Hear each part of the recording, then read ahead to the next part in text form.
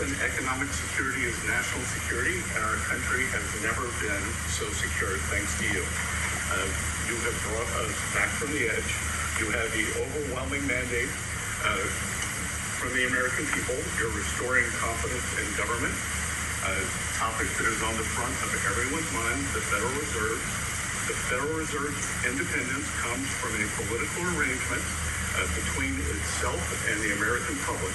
Having the public's trust is the only thing that gives it credibility. And you, sir, are restoring trust to government. You are weeding out the waste, fraud, and abuse, and the old ways of doing things are not good enough. We are seeing a blue-collar boom.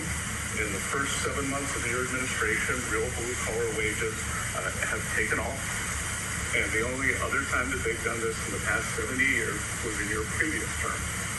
Your efforts on tax, trade, and deregulation have boosted paychecks for American workers while slowing the pace of inflation. Have boosted paychecks for American workers while slowing the pace of inflation and lowering the cost of energy.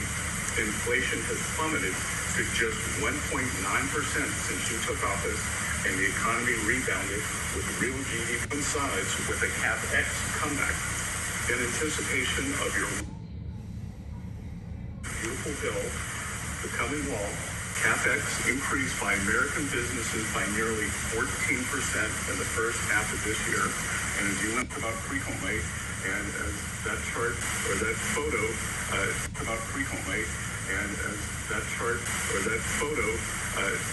attests, we are going to see I believe, a bigger CapEx boom from here. This is just the beginning. Just the beginning. You have saved this country by making it the best place in the world to do business again. Treasury is helping to implement these new provisions, as well as no tax on tips, no tax on overtime, no tax on Social Security.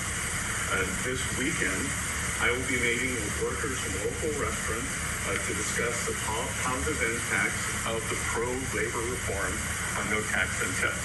And I have to tell you, thanks to you, when I go into a restaurant or stop by a hotel doorman, I am the most popular person there. And since my first job at age 9 was as a busboy getting tips, I am going to spend Labor Day going from restaurant to restaurant talking to workers who receive substantial amount of tips to them, how your one big beautiful bill is increasing their take-home pay and making a big difference.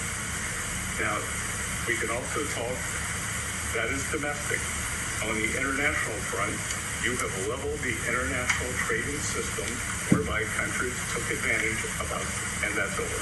It's over.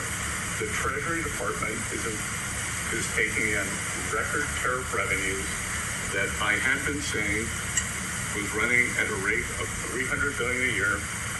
You chastise me for saying that it's not, that number is too low. And as usual, you're right, that we had a substantial jump from July to August. And I think we're going to see a bigger jump from August to September. So I think we could be on our way well over $500 billion, maybe towards the $1 trillion number. This administration, your administration, has made a meaningful dent in the budget deficit. The average budget deficit during this term is 26% less than the last 12 months under Biden. And even the CBO, and we don't agree with CBO on everything, as you said, last Friday, on a summer Friday, had to admit that they believe over the next 10 years, the budget deficit will be $4 trillion lower than they have previously scored.